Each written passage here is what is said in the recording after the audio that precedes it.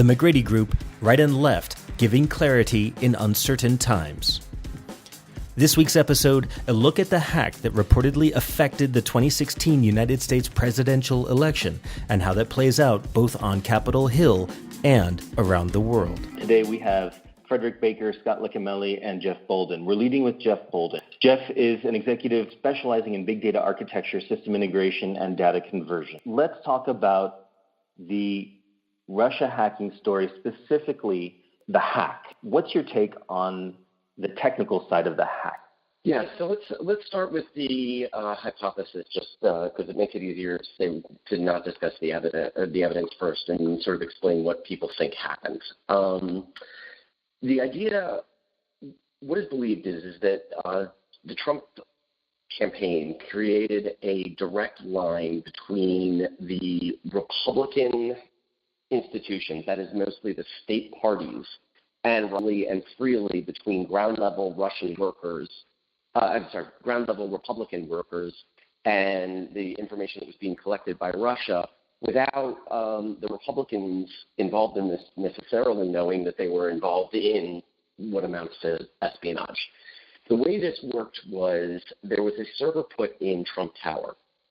That server communicated on a regular basis with a Russian bank which has all sorts of legitimate interest in the United States by the name of Alpha Bank, so that traffic would not be suspicious to U.S. intelligence.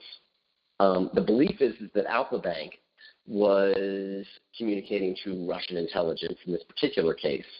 The Trump administration would then move this information over to Spectrum Health, where probably they were getting a lot of their IT expertise and IT infrastructure, as well as disseminating it out to the Republican parties. So what you have is basically Spectrum Health running the show, Trump Tower acting as the point of distribution so that it's the Trump campaign, distributing it to and from the state parties, Alpha Bank acting as the mediation point, and then Russian intelligence communicating with Alpha Bank. What that did in terms of actual information, assuming we believe the hypothesis, is that on a day-to-day basis, the Republican Party officials are collecting information about the voters, their voting activity, whether they're likely to vote, polling places, how often they voted, etc. That entire database is being transferred to Russia. The Russians are collecting a lot of information about what the Democratic Party is doing via their hacking of the Democratic campaign. So if you're a Russian party official operating in, say, Cincinnati, you have good information showing up in your administration database about what the Democratic Party officials are doing in Cincinnati that you can help counter. There was a lot of information that the Russians were getting via hacking of social networking sites. So you were getting detailed information about individual voters from the social networking sites more than what is necessarily for sale. In addition to that, the information that the social networking sites do sell was being sold to the Trump campaign. So the social networking sites, that is to say Facebook, Twitter, etc., as you engage in activities, they look at those activities, they conduct an analysis of the things you're interested in, and they sell that information to advertisers. That's a normal state of business. It's been a little iffy about using that for political campaigns, but given that the social networking sites are confirming that the Republican campaign bought this information, we can assume that, yes, that was what was being used.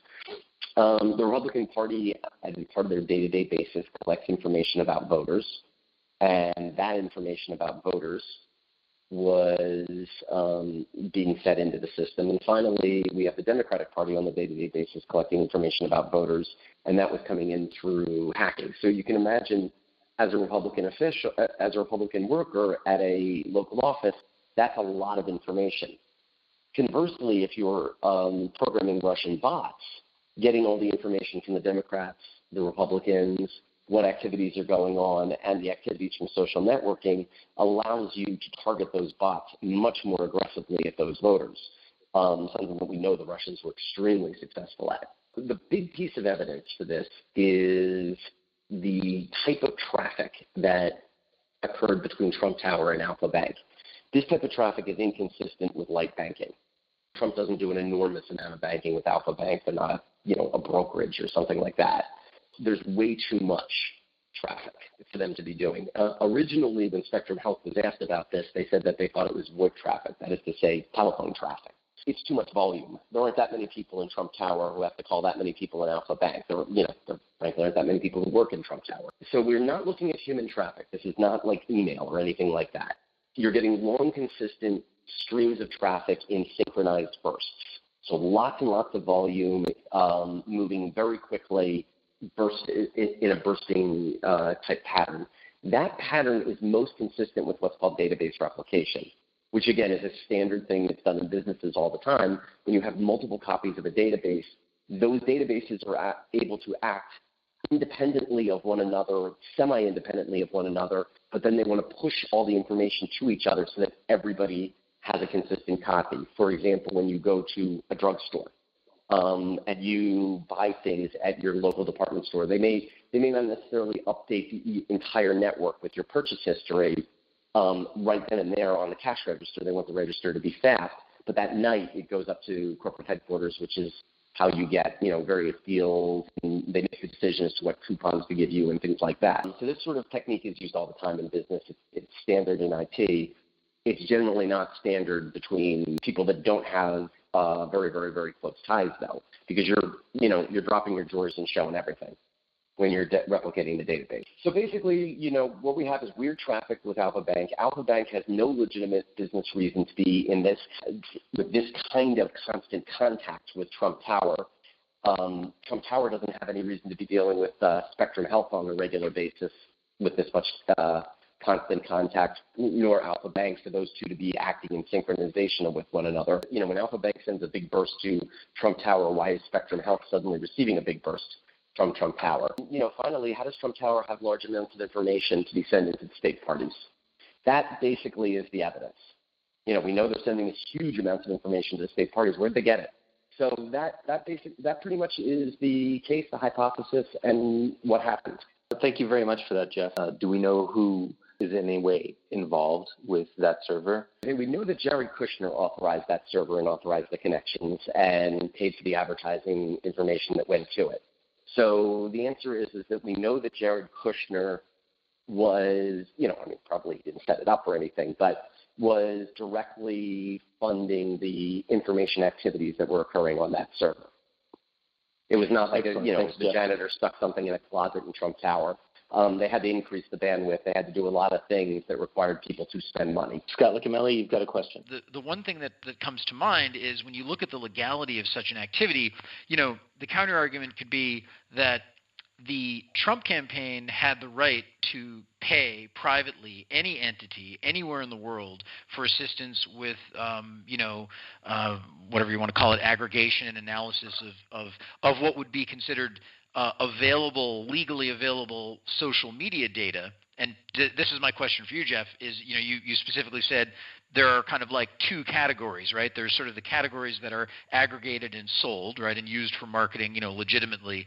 But then there's obviously the private part that should not be, sellable item. And the question is there any record of those data transfers, through which one could assess was some of this data indeed private and not for sale, and therefore, obviously illegally obtained by some foreign entity? And I think that's, in my mind, that's kind of the question, because if not, then the Trump team's counter argument could be, well, look, we were just buying data. We didn't know the legality and the nuance of the degree of violation of privacy possibly associated with some of this data. So I'm just curious if you could kind of speak to that based on your expertise. Sure. We know that Republican state officials had data that was not for sale from people like Facebook and Twitter. So some of the data was definitely illegally obtained. In other words, it was a result of corporate espionage against them. We don't have any way of proving that the Russian intelligence was the source of it, but we certainly know that that the Trump campaign was the source of it to those Republican state officials. The Republican Party of Indiana is not hacking Facebook to get that data. So we know we can prove that the Trump campaign trafficked in it. Obviously, we know there was a large-scale attack by Russian intelligence on these entities. They're not reporting that there were a whole bunch of other attacks by these entities. It's the most likely source, but could you make a, beyond a reasonable doubt case at this point that the Trump campaign purchased illegal data from the Russians? That is what ended up in Indiana? No, but you've got a heck of a lot of the pieces of the puzzle already proven. Right, and I think just a quick follow-on to that is, when you look at Alpha Bank and specifically the owner, it's interesting that Alpha Bank was chosen because it's technically private, but essentially the owner and his partners are beholden to the Kremlin, and they are subservient. They must be subservient when national security matters, if you will, come up. So I think that's a very kind of important point to be aware of. It is not an independent financial institution. It is inextricably linked to the power structure in Russia, and so therefore, it would not surprise me if they were used as a conduit for that reason, because they had a degree of control and influence, within that organization. In terms of the Kremlin, using it as a conduit. Did you have a response for Scott? I agree with everything Scott said. It makes perfect sense to me. I agree with him. It was clearly someone chosen not to arouse much suspicion in the sense that they're private. They're not, a state-controlled bank. It creates maybe some plausible deniability down the road for Putin. And not much more than I agree with him. Jeff, we're going to go to Frederick Baker. He's a 25-year veteran of finance and a political theorist. Fred, go ahead. I just had one quick question here, Jeff. You'd mentioned, and I find it fascinating because I really did not understand some of the background here of Alpha Bank, which I imagine isn't too uncommon. But when you said that there was sort of a lot of data being transmitted, far more than could be explained by Alpha Bank's sort of day-to-day banking business or their telephone traffic business. What sort of quantity are we talking about? I mean, is it sort of obviously in excess? I mean, is it 1,000 times normal? Are we talking about hundreds of thousands of gigabytes a day, or are we talking it could be somebody's streaming a bunch of movies from Russia? I mean, how much extra data? Do you have an idea of how much extra data we're really talking about? Sure. Let me give you some examples of the data. I mean, movie streaming isn't as bursty and isn't as synchronized. So, for example, if somebody was watching, if somebody had set up a porn server in Alpha Bank and somebody in Trump Tower was watching it, why would Spectrum Health server a few seconds later start synchronizing in the same way? So unless they were on, again, that's the problem, is the synchronization doesn't look like humans are driving it. It's not the kind of activity humans engage in. In terms of quantity, I'll just give you a couple examples. At 5:32 in the morning, Alpha Bank initiated a conversation with Trump Tower that lasted 3,531 seconds. They then, at 10:35 in the morning, initiated, notice the times are very close to 30, right after 30, which is probably when Spectrum is synchronizing, initiated a conversation that lasted 1,845 seconds. So we're talking computer-to-computer traffic lasting an hour and a half hour. That wasn't the only two conversations, but during that day, those were the two big ones. If you think about how much data a computer moves in an hour, that's the kind of quantity we're talking about. That's not a guy trading two stocks. Right. Okay. Yeah. That seems like vastly in excess of a guy trading two stocks. So something which I've done personally over chat windows. So I can promise you it doesn't take A, an hour and a half, or B, vast amounts of data traffic. All right. Well, I appreciate that. Thank you. Jeff, I've got a question. What kind of hack is this? People know the term hack is basically somebody wiggling their way in through some blind spot in some code somewhere. But we're talking, this is a much sort of larger scale effort. And the phrase hack usually points to somebody doing something transgressive and illegal and harmful. How do you think of this event? Is it really a hack? Is it a new kind of large-scale soft hack? What's the right way to think about this kind of event? What's a more accurate phrase if there is one? I would phrase it as the Trump administration created a institutional connection between the Republican Party and Russian intelligence. They attempted to incorporate them as a vendor in a full business sense of the word, the same way that a business would incorporate any other business partner. In other words, this was not a one-shot deal. They were building a long-term bridge between these two entities.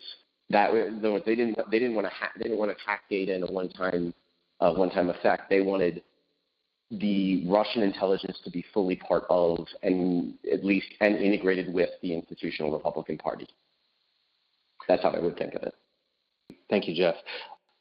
Fred, I want to talk to you about what's happening with the parties and how's the Republican Party doing right now in the aftermath of all of this hacking news. What's the overall shape and scope of the Republican Party? How is it sussing out? The Republican Party, similar to the Democratic Party, has been honestly suffering of late a real sort of identity crisis. I think they really felt like that Trump was not their guy for so long because, in essence, Trump's Republican credentials, sort of old school Republican credentials, are very, very limited. Obviously he was somebody who could galvanize the party, and that was seen as, I think, the real raison d'etre for Donald Trump and for supporting him. But they really felt, I believe currently, that they really felt like they could control him in some way, that they could put other party stalwarts and other party faithful around him, and that Trump eventually would let them get down to the business of running the country.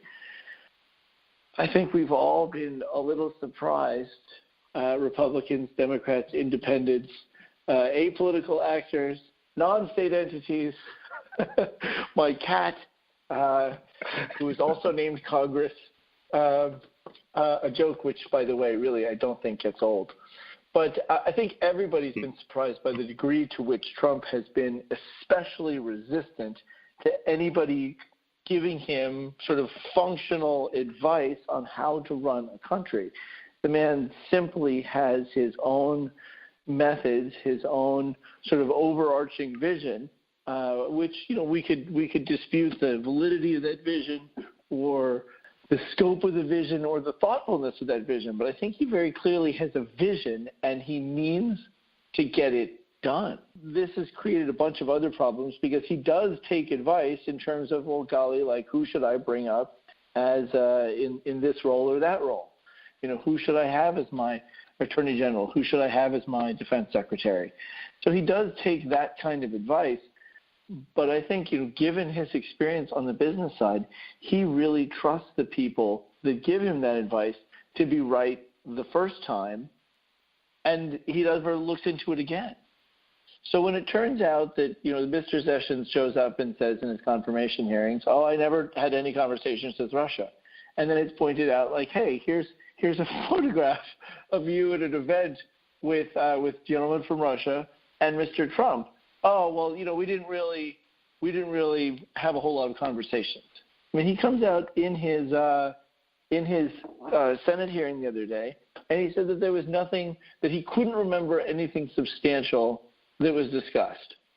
That's a terrible response. And as much as the Republican Party wants to just have everything simmer down on sort of this sideshow level, it just won't. And I believe very firmly, and I think we're seeing this not just with the Sessions, but also with the new Health Care Act, with the sanctions bill that was shot down in the House the other day after passing through the Senate against Russia and Iran. I think we're seeing a lot of dissension within the Republican Party. Paul Ryan and Bernie Sanders, interestingly, both voted against the sanctions bill in the Senate. It turns out it won't pass in the House because it has some tax implications, and tax bills can only start in the House. I think that Mr. Trump is still going to continue to press his agenda. Whatever that exactly entails, we're not sure. But I think there's going to be this kind of confusion within the Republican Party for some time to come. How does the Republican Party form around Trump Russia? And when it comes to, let's say, Congress responding to both Trump, both domestically and in terms of a foreign policy action, does the Republican Party seem to be shaping up clearly along similar lines that the Health Care Act is, or is it a different map of the party? I think it's a slightly different map of the party that has probably the same kind of numbers. This recent bill that came out, Senate 722, which included sanctions against Russia as well as Iran, went flying through the Senate 98-2. There were a number of different votes on it. As some other, some language was struck and some language was added, that sort of thing.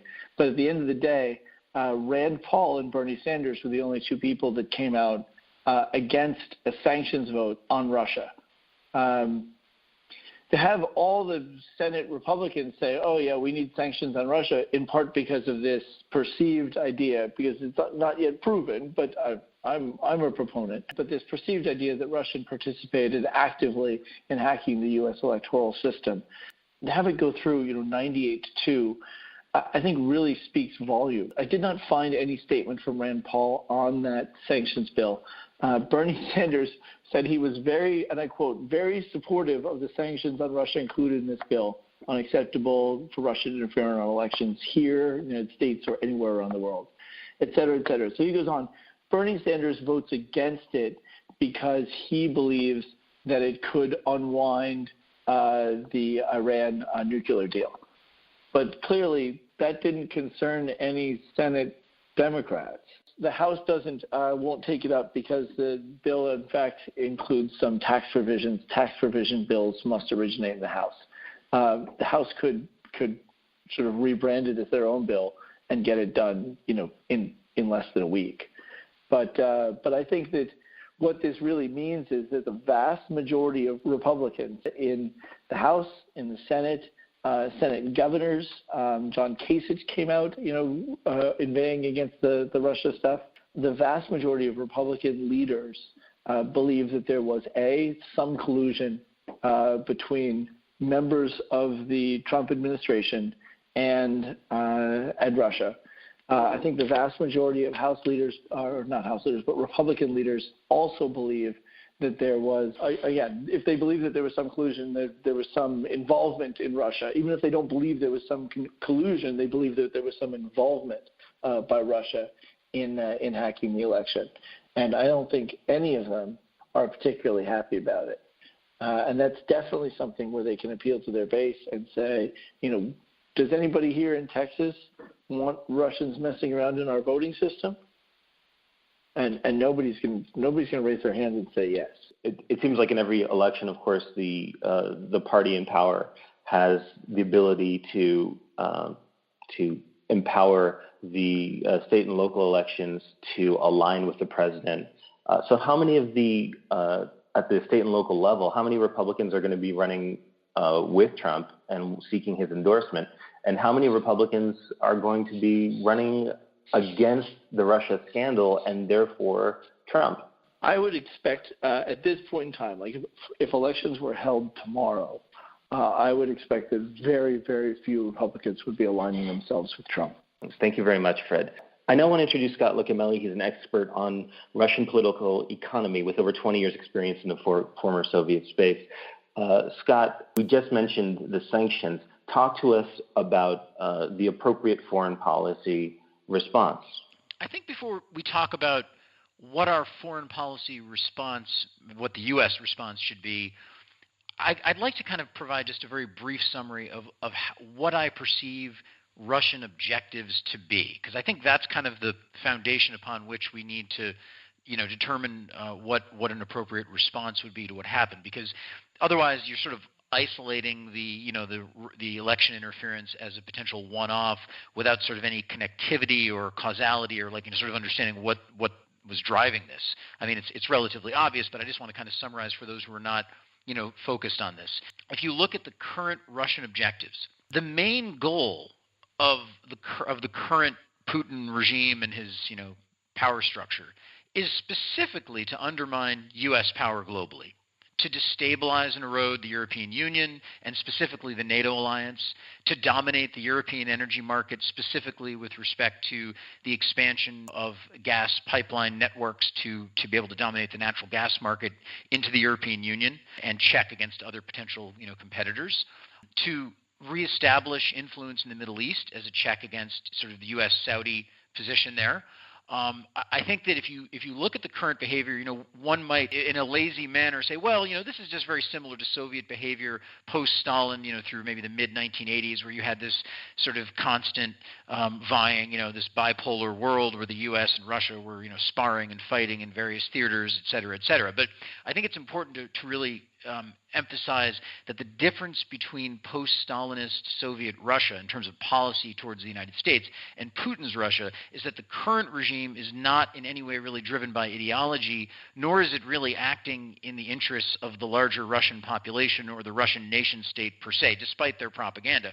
I would argue that what we have is an authoritarian regime, kind of bordering on totalitarian, but let's just call it an authoritarian regime that is run by an oligarchic structure dominated by ex-Russian intelligence and security services officers, including Putin and his whole team, and also many of the individuals who he was involved with in St. Petersburg when he was working for Anatoly Sobchak, the mayor who died mysteriously. Their goal is self-preservation versus sort of ideology. And that is why this situation with Russia is extremely dangerous, because you have a nuclear-armed superpower run by a very small group of people whose only interest is the personal preservation of themselves and their families.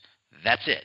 There's really nothing else going on. That's sort of the basis upon which I understand what should our policy be to the Russian Federation. So let's just go a little further and say, okay, well, just briefly, what are the methods that they've been using to achieve these objectives over the past, 10 or let's say even 15 years under, Putin? And I would argue that obviously, on the domestic side, they've completely liquidated all political opposition. Free press has been effectively destroyed. I mean, there's some free press, but it's relatively limited. On the overt side, in terms of their active, measure campaigns, they engage in a very aggressive and have been engaging in a highly aggressive propaganda and misinformation campaign globally through conduits such as, Russia Today or what have you, a variety of methods. Not to mention the fact that they have thousands of personnel who are English speakers sitting in the Russian Federation, penetrating, infiltrating, and commenting in English language or other many language social media spaces, whether it be Facebook or whatever, throughout the U.S. and Western Europe, to push the Russian position, to undermine, disrupt, and break our resolve, so to speak. And so then you move into the sort of the covert side, which leads to the Trump election.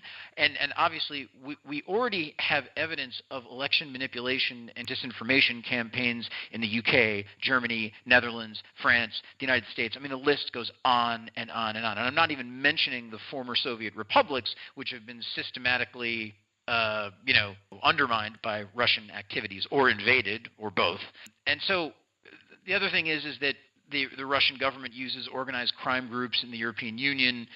They're Russian organized crime groups, but they allow them to operate freely within the Russian Federation, and they use them for covert operations about which they would like to maintain plausible deniability. You've got a very aggressive campaign here, and I think that when you look at it within the context of our previous election, and especially with the news that just came out in the past couple of days about the fact that the Obama administration was fully aware that not only was there an organized, systematic, massive campaign to undermine our election, but that the president of the Russian Federation himself was actually running the operation, which he was a former intelligence officer, so it's really not surprising.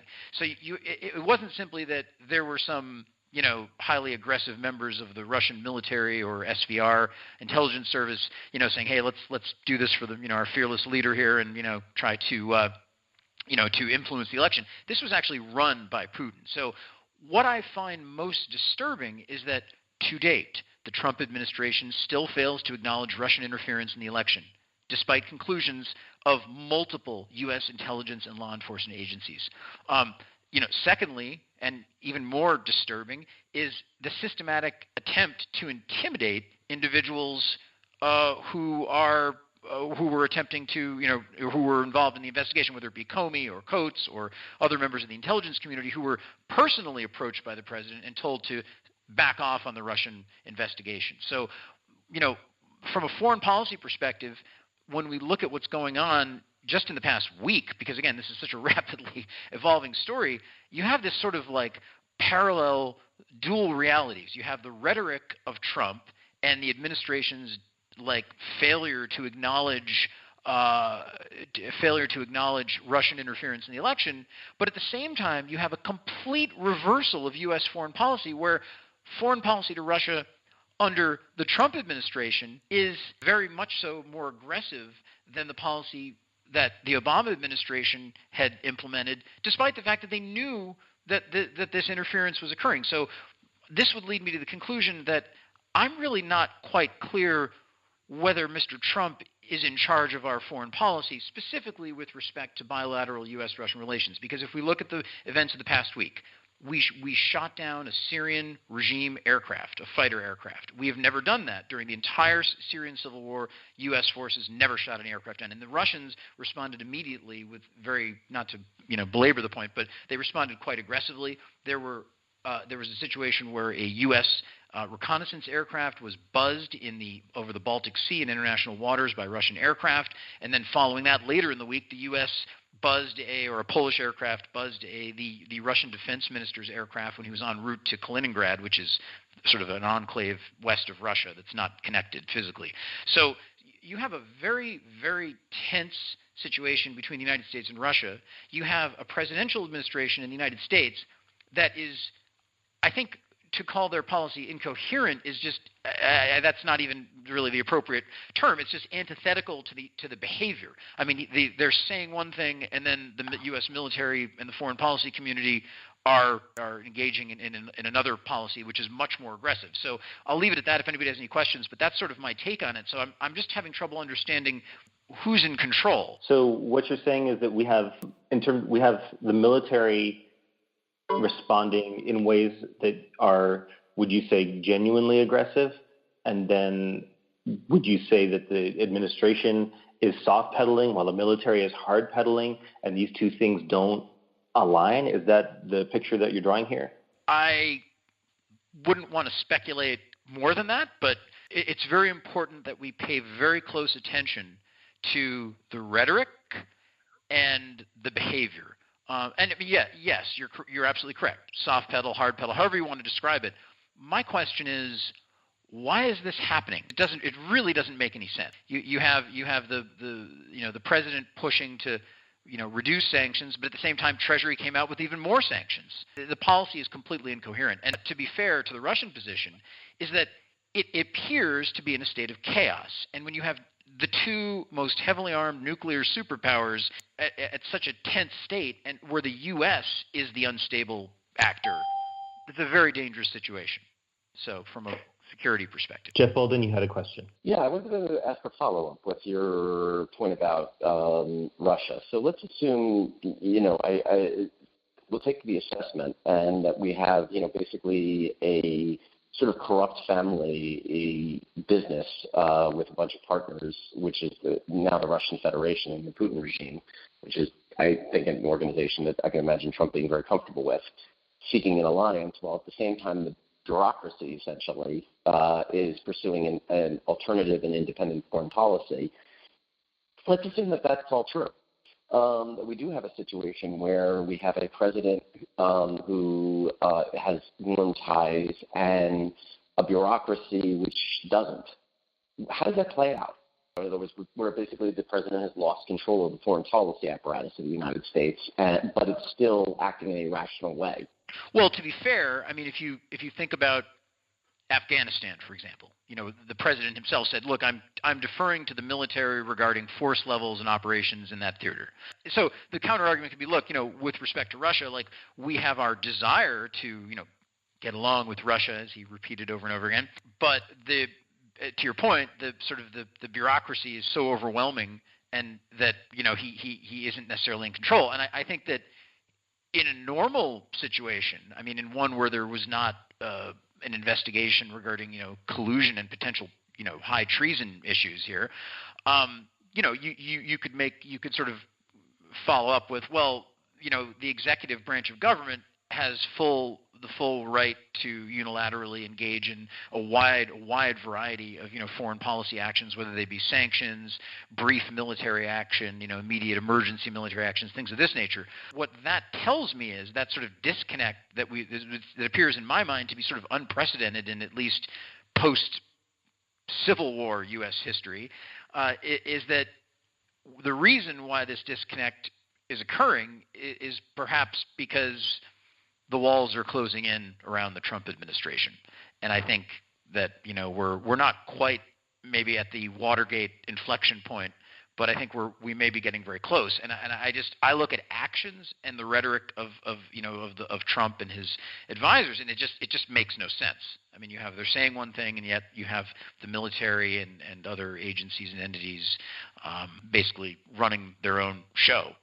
So in a much more inflammatory manner than had ever occurred under the Obama administration, despite the many affronts to Obama directly by the Russians. Scott, how do you see the strength of the Russian sanctions package? It was passed overwhelmingly, but was that a particularly effective response in the first place?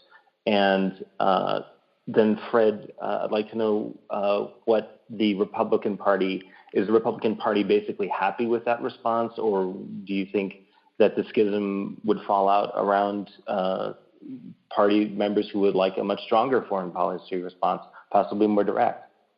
Scott, go ahead. Well, just with respect to the effectiveness of the sanctions, I mean, you had two stages. You had Treasury, I think it was maybe a month ago or a few weeks ago, implementing additional sanctions. It was really very specific about individuals and companies that were related to the intervention in Ukraine. So clearly that was basically a way for someone in the United States government, obviously not the executive branch, saying, excuse us, but we didn't forget about Ukraine. We don't want to normalize relations and recognize Crimea as part of Russia, which, by the way, was effectively what Trump was saying. We just need to forget about Ukraine and move on, effectively, is what he meant.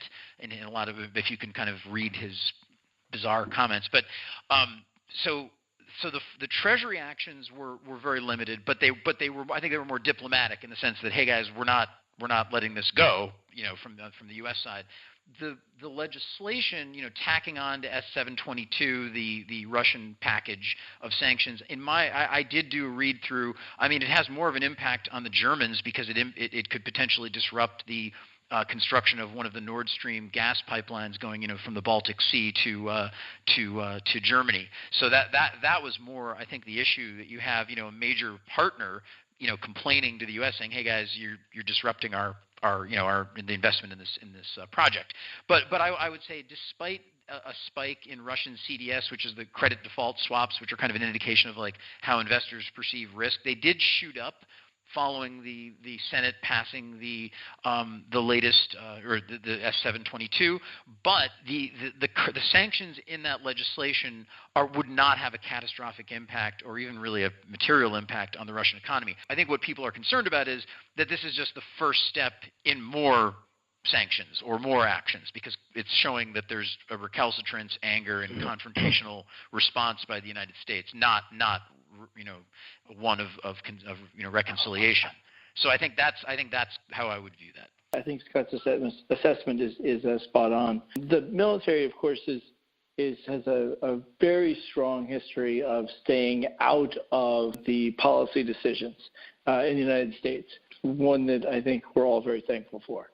But that notwithstanding, there are undoubtedly a wide variety of opinions within the military about how best to pursue that. I think a lot of the folks there have a very, very strong opinion about cooperation between NATO partners, cooperation between non-NATO partners, the idea that the interconnectivity between nations is in fact what keeps us all safe. And any threat to that then is really a threat, that impacts the United States.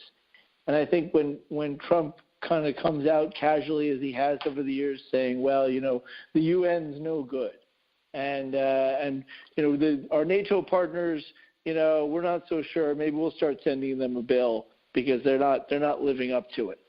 But everybody's clear on the fact that Denmark isn't going to start fielding divisions of Marines or start building, aircraft carriers.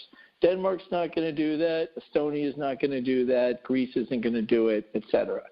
So everybody's clear on the fact that it's the U.S. military, 90% of what does all the work.